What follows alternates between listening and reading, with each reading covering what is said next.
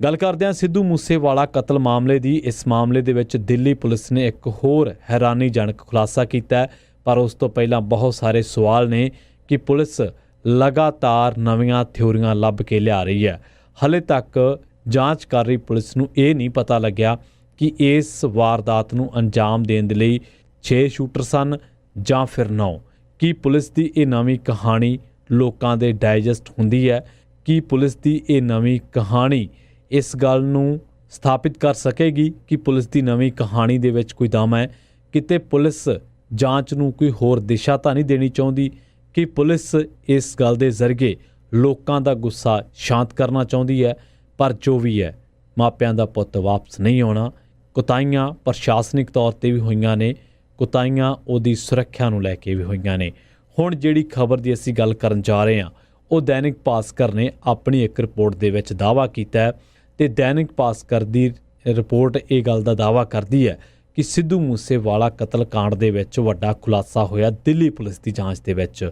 ਜੀ ਹਾਂ, ਇਹ ਰਿਪੋਰਟ ਇਸ ਗੱਲ ਦਾ ਦਾਅਵਾ ਕਰਦੀ ਹੈ ਕਿ ਗੈਂਗਸਟਰ ਗੋਲਡੀ ਬਰਾੜ ਨੇ ਸਿੱਧੂ ਮੂਸੇਵਾਲੇ ਦੇ ਕਤਲ ਨੂੰ ਅੰਜਾਮ ਦੇਣ ਦੇ ਲਈ 6 ਨਹੀਂ ਬਲਕਿ 9 ਸ਼ੂਟਰਾਂ ਨੂੰ ਪਾਬੰਦ ਕੀਤਾ ਹੋਇਆ ਸੀ।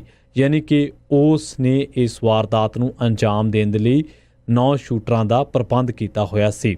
ਗੈਂਗਸਟਰ ਗੋਲਡੀ ਬਰਾੜ ਬਾਹਰ ਬੈਠਾ ਹੈ ਤੇ ਲਾਰੈਂਸ ਬਸ਼ਨੋਈ ਤਿਹਾੜ ਜੇਲ੍ਹ ਦੇ ਵਿੱਚ ਹੈ। ਤਿਹਾੜ ਜੇਲ੍ਹ ਦੇ ਵਿੱਚੋਂ ਕੈਨੇਡਾ ਤੱਕ ਕਾਲਾਂ ਹੁੰਦੀਆਂ ਰਹੀਆਂ ਤੇ ਮੂਸੇਵਾਲੇ ਦੀ ਰੇਕੀ ਹੁੰਦੀ ਰਹੀ, ਜਦ ਕਿ ਇੱਥੇ ਪੁਲਿਸ ਪ੍ਰਸ਼ਾਸਨ ਤੇ ਇੰਟੈਲੀਜੈਂਸ ਕੁੰਭ ਕਰਨੀ ਨੀਂਦ ਸੁੱਤੇ ਰਹੇ। ਅੱਜ ਜੋ ਜਾਂਚ ਦੇ ਬਾਬਤ ਅਸੀਂ ਗੱਲਾਂ ਕਰ ਰਹੇ ਹਾਂ, ਉਹਨਾਂ ਦੇ ਵਿੱਚੋਂ ਬਹੁਤੀਆਂ ਥਿਊਰੀਆਂ ਲੋਕਾਂ ਦੇ ਫਿੱਟ ਨਹੀਂ ਪੈਂਦੀਆਂ। ਪੰਜਾਬ ਪੁਲਿਸ ਤੋਂ ਇਲਾਵਾ ਦਿੱਲੀ ਪੁਲਿਸ ਨੇ ਹੁਣੇ ਦਾਅਵਾ ਕੀਤਾ ਕਿ ਸਿੱਧੂ ਮੂਸੇਵਾਲੇ ਦੇ ਕਤਲ ਦੇ ਲਈ ਨਹੀਂ 6 ਨਹੀਂ ਬਲਕਿ 9 ਸ਼ਾਰਪ ਸ਼ੂਟਰ ਤਿਆਰ ਕੀਤੇ ਗਏ ਸਨ। ਇਹਨਾਂ ਦੇ ਵਿੱਚ ਮਨਦੀਪ ਸਿੰਘ ਉਰਫ ਤੂਫਾਨ ਬਟਾਲਾ ਦਾ ਨਾਂ ਲਿਆ ਗਿਆ, ਮਨਪ੍ਰੀਤ ਸਿੰਘ ਉਰਫ ਮਣੀ ਰਈਆ ਦਾ ਨਾਂ ਲਿਆ ਗਿਆ ਤੇ ਇੱਕ ਹੋਰ ਸ਼ਾਰਪ ਸ਼ੂਟਰ ਹੋਣ ਦਾ ਦਾਅਵਾ ਕੀਤਾ ਗਿਆ।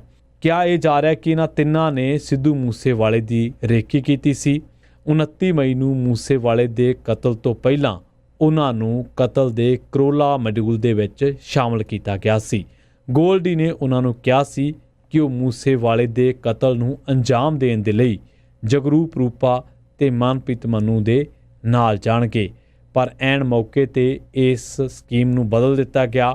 ਪੁਲਿਸ ਦੀ ਜਾਂਚ, ਦਿੱਲੀ ਪੁਲਿਸ ਦੀ ਜਾਂਚ ਇਹ ਗੱਲ ਕਹਿੰਦੀ ਹੈ ਕਿ ਇਸ ਤੋਂ ਬਾਅਦ ਅਚਾਨਕ 28 ਮਈ ਨੂੰ ਸਾਰੀ ਕਹਾਣੀ ਬਦਲੀ ਗਈ ਤੇ 28 ਮਈ ਨੂੰ ਗੋਲਡੀ ਬਰਾੜ ਨੇ ਇਹਨਾਂ ਨੂੰ ਕਿਹਾ ਕਿ ਇੱਕ ਹੋਰ ਗੱਡੀ ਦੇ ਵਿੱਚ ਜਾਣ ਕੇ ਜਗਰੂਪ ਰੂਪਾ ਤੇ ਮਨਪ੍ਰੀਤ ਮੰਨੂ ਨੂੰ ਕਵਰ ਦੇਣਗੇ। ਉਹਨਾਂ ਦੇ ਲਈ ਇੱਕ ਅਲੱਗ ਗੱਡੀ ਤਿਆਰ ਕੀਤੀ ਗਈ। ਇਹਨਾਂ ਨੂੰ ਅਚਾਨਕ ਫਿਰ ਕਿਹਾ ਗਿਆ ਕਿ ਤੁਸੀਂ ਇਸ ਇਲਾਕੇ ਦੇ ਵਿੱਚੋਂ ਨਿਕਲ ਜਾਓ। ਮੰਨਿਆ ਜਾ ਰਿਹਾ ਹੈ ਕਿ ਮੂਸੇਵਾਲੇ ਦੇ ਨਾਲ ਸਿਕਿਉਰਿਟੀ ਨਾ ਹੋਣ ਕਰਕੇ ਸ਼ਾਰਪ ਸ਼ੂਟਰ ਨੂੰ ਇਸ ਹੱਤਿਆਕਾਂਡ ਦੇ ਵਿੱਚ ਸ਼ਾਮਲ ਨਹੀਂ ਕੀਤਾ ਗਿਆ। ਦਿੱਲੀ ਪੁਲਿਸ ਦੀ ਜਾਂਚ ਦੇ ਵਿੱਚ ਇਹ ਖੁਲਾਸਾ ਹੋਇਆ, ਜਿਹਦੇ ਬਾਰੇ ਪੰਜਾਬ ਪੁਲਿਸ ਨੂੰ ਵੀ ਇਨਪੁਟ ਭੇਜੀ ਗਈ ਹੈ। ਉਧਰ ਦੂਜੇ ਪਾਸੇ ਮੂਸੇਵਾਲਾ ਦੇ ਕਤਲ ਤੋਂ ਬਾਅਦ ਜਾਂਚ ਤੋਂ ਬਾਅਦ ਬਵਾਲ ਨੂੰ ਦੇਖਦੇ ਹੋਏ ਗੈਂਗਸਟਰ ਤੂਫਾਨ ਬਟਾਲਾ ਅਤੇ ਮਣੀ ਰਈਆ ਸੋਸ਼ਲ ਮੀਡੀਆ ਉੱਤੇ ਸਫਾਈਆਂ ਦਿੰਦੇ ਫਿਰ ਰਹੇ ਨੇ।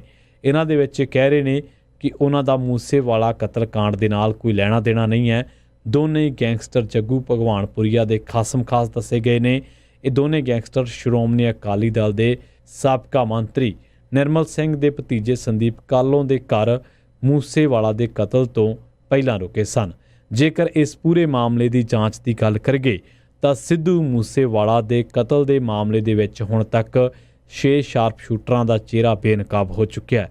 ਇਹਨਾਂ ਦੇ ਵਿੱਚ ਪ੍ਰਿਆਵਰਤ ਫੌਜੀ, ਅੰਕਿਤ ਸਿਰਸਾ ਤੇ ਕਸ਼ਿਸ਼ ਨੂੰ ਦਿੱਲੀ ਪੁਲਿਸ ਦੇ ਸਪੈਸ਼ਲ ਸੈੱਲ ਨੇ ਗ੍ਰਿਫਤਾਰ ਕੀਤਾ। ਜਗਰੂਪ ਰੂਪਾ ਤੇ ਮਨਪ੍ਰੀਤ ਮੰਨੂ ਨੂੰ ਅੰਮ੍ਰਿਤਸਰ ਦੇ ਵਿੱਚ ਇਨਕਾਊਂਟਰ ਕਰ ਦਿੱਤਾ ਗਿਆ। 6ਵਾਂ ਸ਼ਾਰਪ ਸ਼ੂਟਰ ਦੀਪਕ ਮੁੰਡੀ ਹਾਲੇ ਵੀ ਫਰਾਰ ਦੱਸਿਆ ਗਿਆ। ਮੂਸੇਵਾਲੇ ਦੇ ਕਤਲ ਤੋਂ ਬਾਅਦ ਜਿੱਥੇ ਉਸ ਦੇ ਪ੍ਰਸ਼ੰਸਕਾਂ ਦੇ ਵਿੱਚ ਤੇ ਉਸ ਦੇ ਮਾਪਿਆਂ ਦੇ ਵਿੱਚ ਤੇ ਉਸ ਨੂੰ ਚਾਹੁਣ ਵਾਲਿਆਂ ਦੇ ਵਿੱਚ ਰੋਸ ਦੀ ਲਹਿਰ ਹੈ, ਉਧਰ ਦੂਜੇ ਪਾਸੇ ਸਿੱਧੂ ਮੂਸੇਵਾਲਾ ਨੇ ਪੰਜਾਬ ਦੇ ਵਿੱਚ ਇੰਟੈਲੀਜੈਂਸੀ ਤੇ ਪੰਜਾਬ ਪੁਲਿਸ ਦੇ ਕੰਮਕਾਰ ਦੇ ਤਰੀਕੇ ਤੇ ਵੀ ਕਈ ਤਰ੍ਹਾਂ ਦੇ ਸਵਾਲ ਖੜੇ ਕੀਤੇ ਨੇ। ਉਹ ਗੱਲ ਵੱਖਰੀ ਹੈ ਕਿ ਪੰਜਾਬ ਦਾ ਮੀਡੀਆ ਇਹਨਾਂ ਸਵਾਲਾਂ ਨੂੰ ਉਜਾਗਰ ਤਾਂ ਕਰਦਾ ਹੈ, ਪਰ ਉਨੀ ਰਫ਼ਤਾਰ ਦੇ ਨਾਲ ਉਜਾਗਰ ਨਹੀਂ ਕਰਦਾ ਜਿਸ ਤਰੀਕੇ ਨਾਲ ਇਸ ਕੇਸ ਨੂੰ ਜਾਂਚ ਦੇ ਵਿੱਚ ਅੱਗੇ ਲਿਜਾਇਆ ਜਾ ਸਕੇ।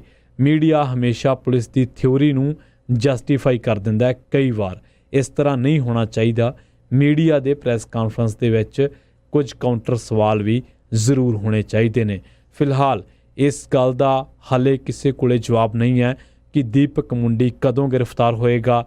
ਕਿ ਵਾਕਈ ਜਿਹੜੇ ਸ਼ਾਰਪ ਸ਼ੂਟਰਾਂ ਦੇ ਨਾਂ ਲਏ ਜਾ ਰਹੇ ਨੇ, ਜਿਵੇਂ ਕਿ ਮਨਦੀਪ ਸਿੰਘ, ਉਸ ਤੋਂ ਬਾਅਦ ਮਨਪ੍ਰੀਤ ਸਿੰਘ ਉਰਫ ਮਣੀ ਰਈਆ ਅਤੇ ਮਨਦੀਪ ਸਿੰਘ ਉਰਫ ਤੂਫਾਨ ਬਟਾਲਾ, ਤਾਂ ਇਹਨਾਂ ਦੇ ਨਾਲ ਤੀਜਾ ਸ਼ਾਰਪ ਸ਼ੂਟਰ ਕੌਣ ਸੀ? ਪਰ ਜੋ ਮਰਜ਼ੀ ਸੀ, ਸਿੱਧੂ ਮੂਸੇਵਾਲੇ ਦਾ ਜਦੋਂ ਦਿਨ ਦਿਹਾੜੇ ਕਤਲ ਹੋਇਆ ਤਾਂ ਉਸ ਕਤਲ ਨੇ ਲੋਕਾਂ ਦੇ ਹਿਰਦੇ ਵਲੂੰਦਰ ਕੇ ਰੱਖ ਦਿੱਤੇ। 29 ਮਈ ਦੀ ਗੱਲ ਹੈ ਜਦੋਂ ਸਿੱਧੂ ਮੂਸੇਵਾਲੇ ਦਾ ਪਿੰਡ ਜਵਾਰਕੇ ਦੇ ਵਿੱਚ ਗੋਲੀਆਂ ਮਾਰ